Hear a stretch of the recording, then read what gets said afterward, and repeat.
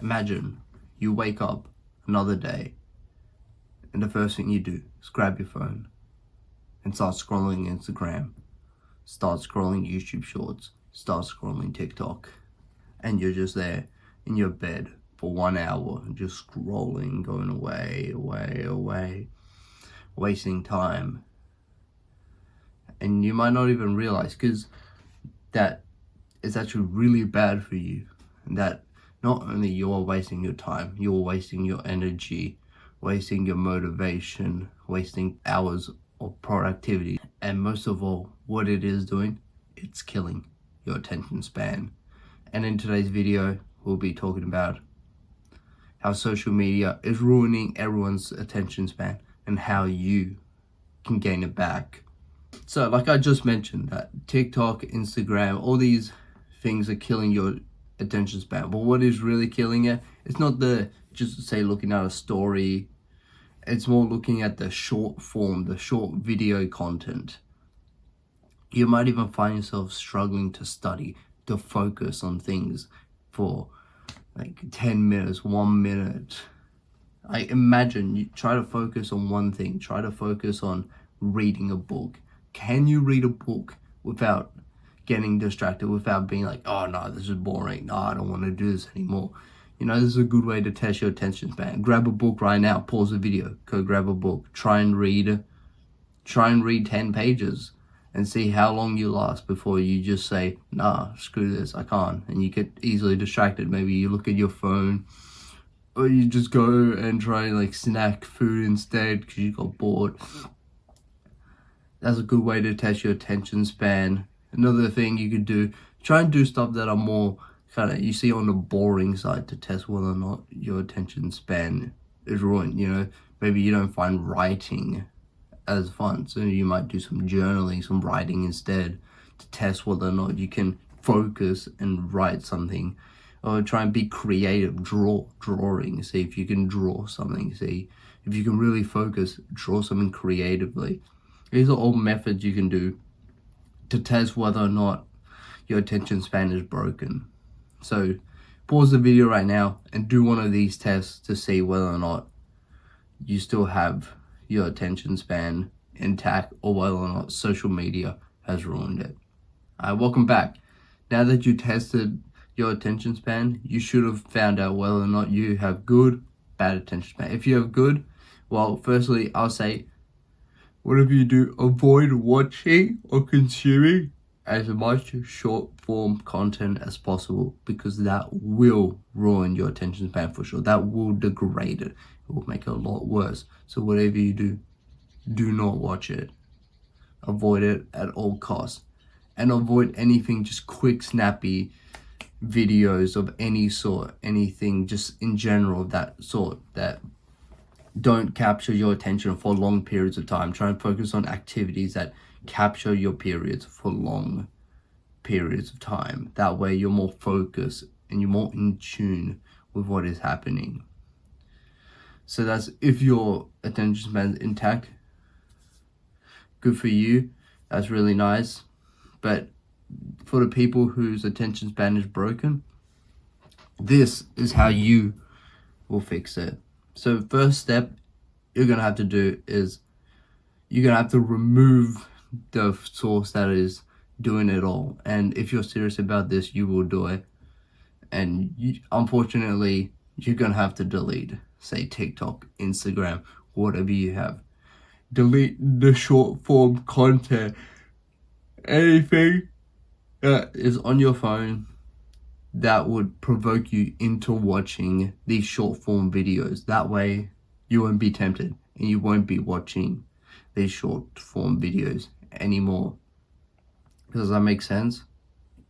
Okay, now that you've deleted social media or anything that was creating short form content, you are now going to make a bunch of new habits instead.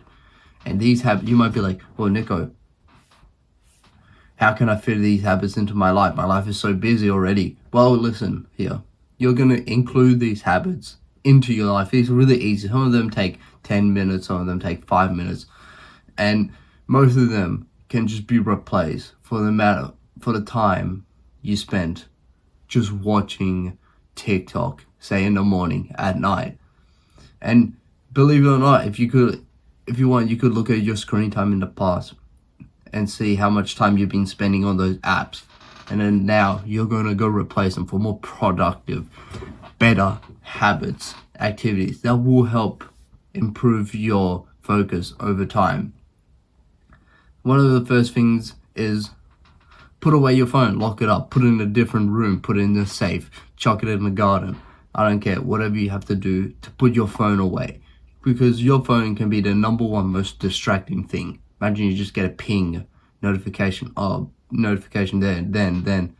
But you could be like, oh, Nico, you could just put your phone on silent. Well, no. Yeah, I mean, yes, you could. But the thing is, your phone, say you put your phone right next to you. It's still next to you. You'll be tempted to look, even if it doesn't ping, because it's on silence. Put it in another room, put it somewhere else, so you won't be tempted at all to even check, to even look at it. Next thing is stay hydrated. And our body is made of over half our body is made of water. So that means water is very important. Make sure you stay hydrated. Make sure every morning you wake up, you drink. It helps with the brain. It just helps with overall feeling of the body. Drink water. Drink water throughout the day. Make sure you always stay hydrated.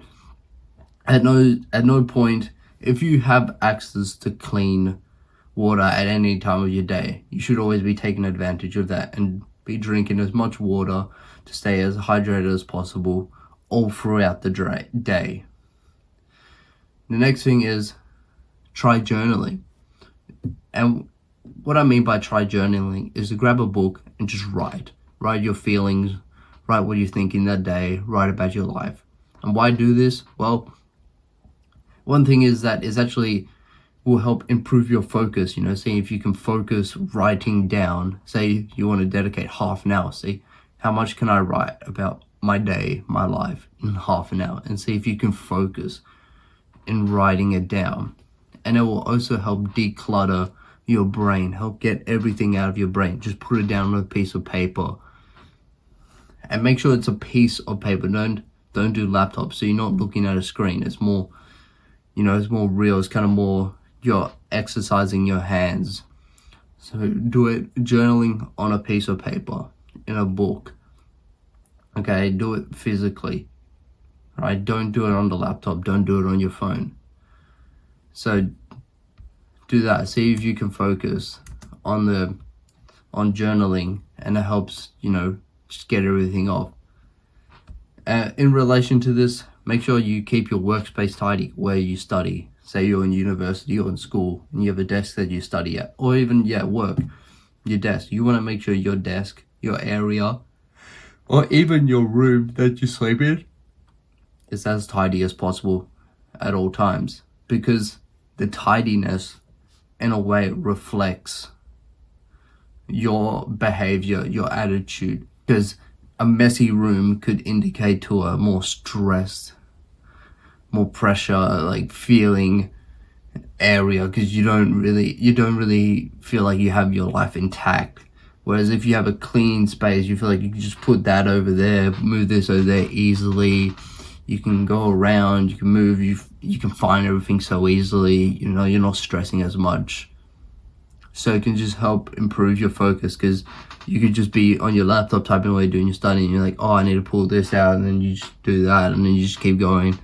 Whereas if you have a messy, really messy workplace, really messy room, you're like, oh, I need this, and then you might spend 5 minutes trying to find it, and that just ruins your focus, that ruins your attention span to try and get the work done that you've been doing. And one more recommendation is go for morning walks. You might be like, but why going for morning walks, Nico? Well, going for morning walks can be really good for you.